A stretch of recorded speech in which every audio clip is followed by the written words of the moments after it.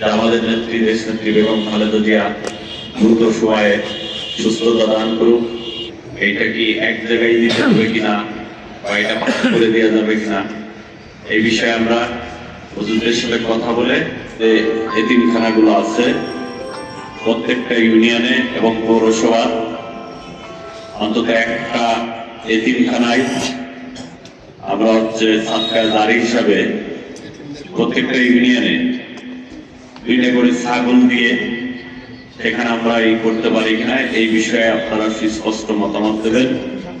আমরা পৌর বিএনপির উদ্যোগে পৌরসভার এতিমখানায় আমরা আগামীকালকেই দুপুরে আমরা চেষ্টা করব এটা হুজুরদের সাথে পরামর্শ করে যে একই এতিমখানায় দিব কি আমরা 2-3টা এতিমখানায় পৌরসভায় দেব। এটা আসলে মূলত আমরা যে ছাগল বা কাশি ছাগল দিব এইটা কি এক জায়গায় দিতে হবে কিনা বা এটা পাঠ করে দেওয়া যাবে কিনা, এই বিষয়ে আমরা হুজুরদের সাথে কথা বলে সেই অনুপাতে আমরা প্রত্যেকটা ইউনিয়নে একটা করে এতিমখানা অন্তত যেখানে আমরা এই সাদকা জারিয়া যাতে করা যায় সেই বিষয়ে আপনারা সিদ্ধান্ত নেবেন বা মতামত দেবেন।